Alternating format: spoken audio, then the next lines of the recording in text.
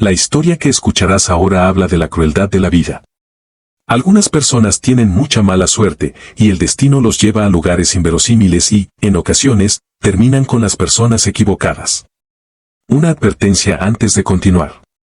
Aunque esta es la fría y dura verdad de estos acontecimientos, sigue siendo muy inquietante, por lo que se recomienda al espectador que utilice el sentido común. El 30 de enero de 2016, una mujer llamada Wu entró en el ascensor de su edificio en Onsean, China. Presionó el botón del piso 15 y se paró en el ascensor esperando su piso. Justo después del piso 11 y antes de llegar al piso 12, el ascensor se averió y se detuvo.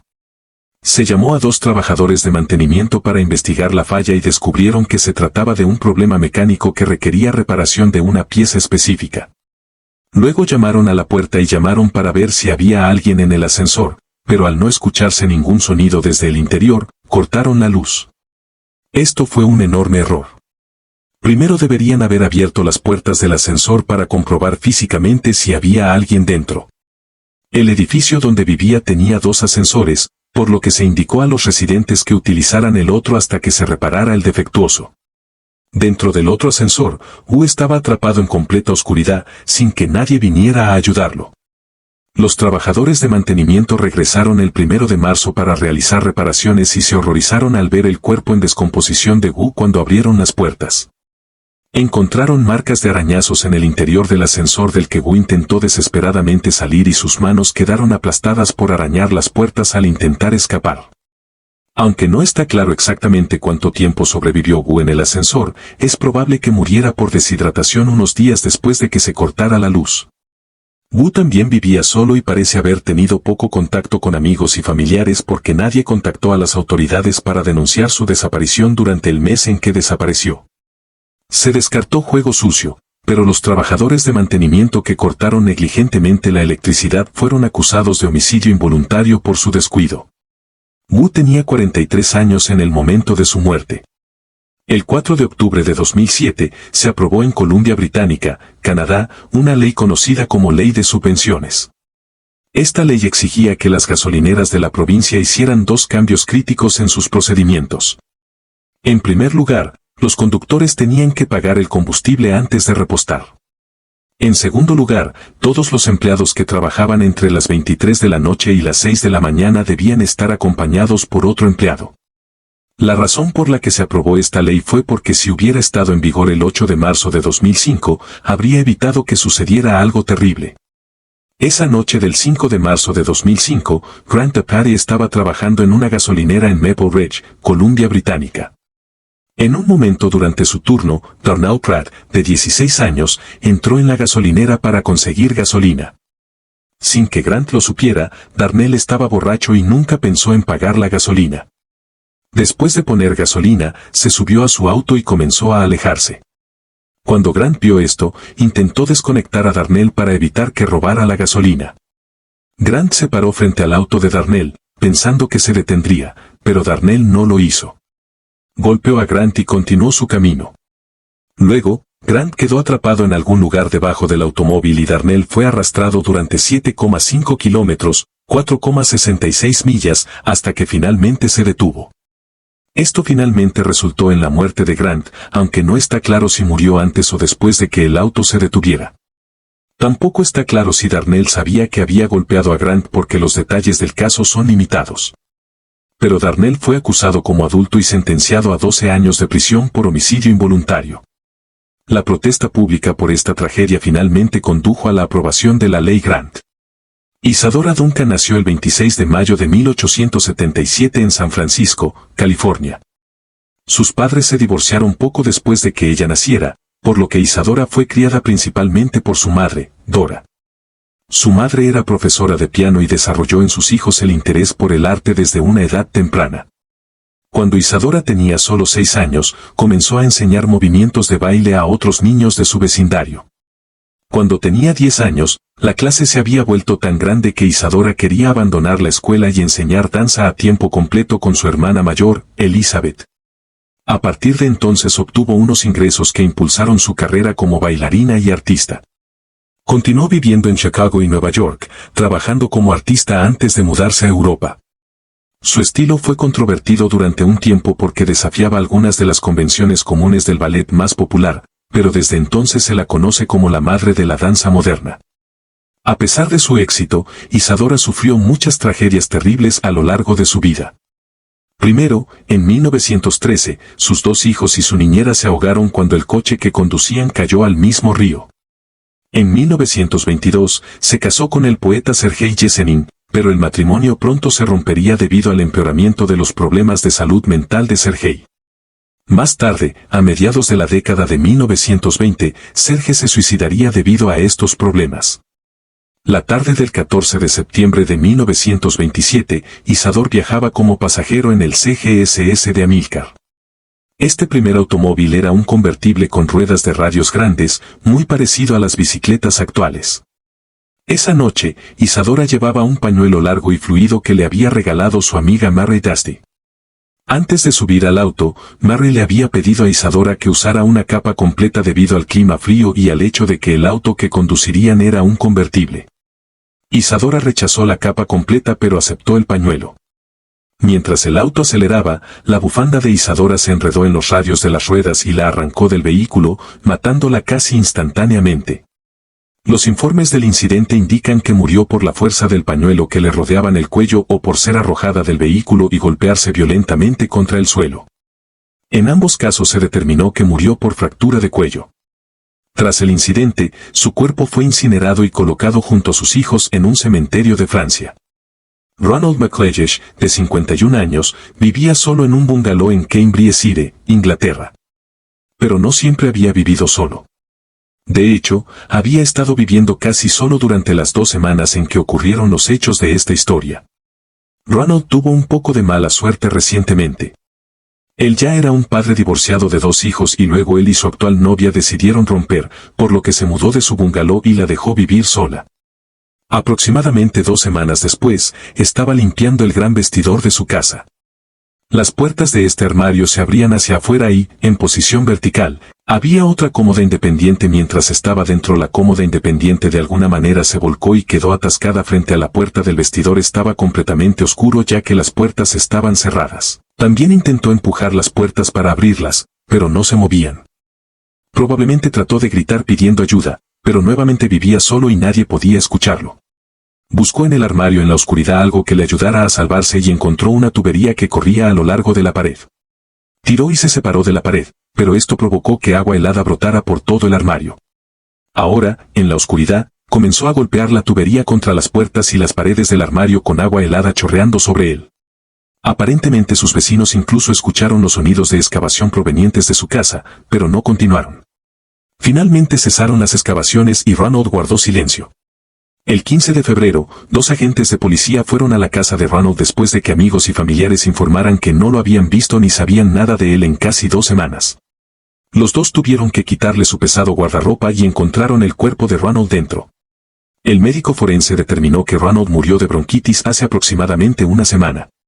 No está claro si lo desarrolló en ese momento o si se trataba de una convulsión existente que empeoró por las condiciones en el vestuario.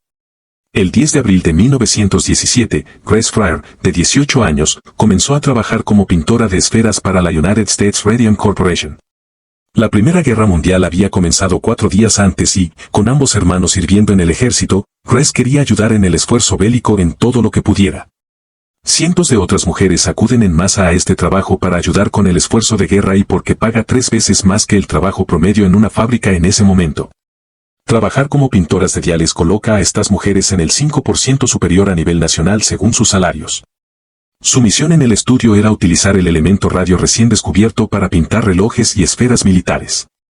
Además de los salarios, el radio también formaba parte del atractivo del trabajo. Las trabajadoras pronto se hicieron conocidas como las chicas fantasma porque después del trabajo literalmente brillaban en la oscuridad debido al radio. Incluso llevaban bonitos vestidos cuando iban a las fábricas, de modo que después del trabajo iban directamente a los salones de baile y brillaban milagrosamente ante el asombro de todos. Algunos trabajadores incluso llegaron a pintarse los dientes con pintura con radio para destacar realmente. En el estudio, utilizaron una técnica conocida como marcado de labios, en la que deslizan pinceles entre sus labios, creando un punto fino. Cada vez que hacían esto, tragaban una pequeña cantidad de pintura. Naturalmente, antes de empezar a trabajar allí, las chicas preguntaban si era peligroso y los gerentes les aseguraban que era perfectamente seguro. Por supuesto, esto no era cierto. Se sabe que el radio causa daños desde su descubrimiento por Marie Curie hace 20 años. La propia Marie Curie sufrió quemaduras por radiación por el uso de radio y muchas personas murieron por envenenamiento con radio. Los trabajadores de la fábrica sabían incluso que esto era peligroso, porque los trabajadores que realizaban este trabajo en grandes cantidades llevaban delantales de plomo y los sujetaban con pinzas de marfil. Los pintores de esferas ni siquiera recibieron ninguna advertencia. Esto se debía a que en aquella época se pensaba que el radio no era perjudicial en pequeñas cantidades. Incluso se decía que promovía la salud y se utilizaba en todo tipo de productos, como tónicos de radio, cosméticos, mantequilla, leche e incluso pasta de dientes.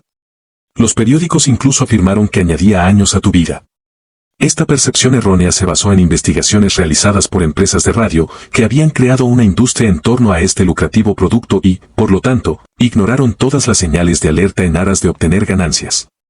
En 1922, una amiga de Grace llamada Molly McGee tuvo que dejar de fumar porque contrajo una enfermedad desconocida. Comenzó como un simple dolor de muelas y fue al dentista y le extrajeron el diente.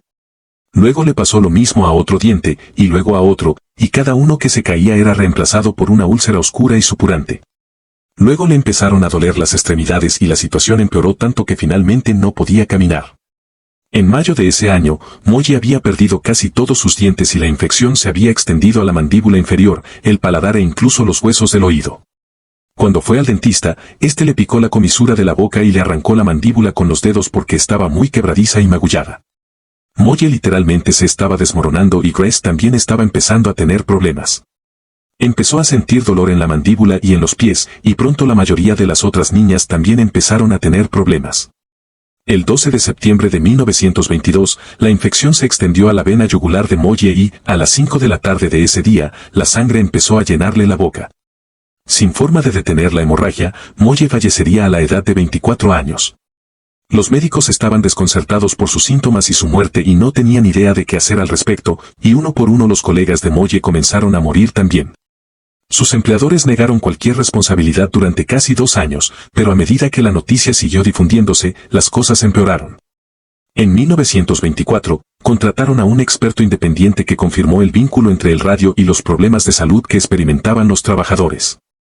El presidente de la empresa se indignó y pagó por una nueva investigación para confirmar los hallazgos, negando cualquier conexión.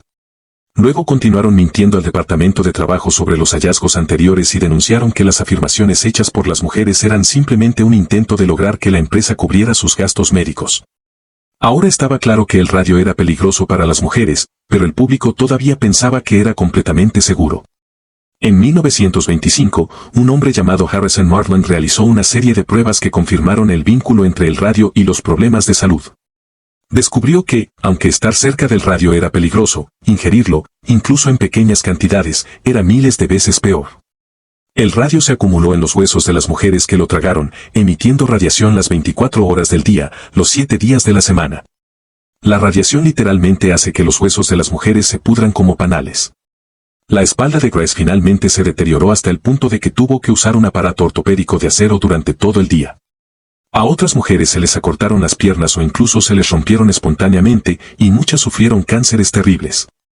Una vez que obtuvieran suficiente radio, brillarían permanentemente. La mayoría de ellos no se dieron cuenta hasta que un día al azar, por la noche, se vieron en el espejo y se dieron cuenta de que estaban brillando.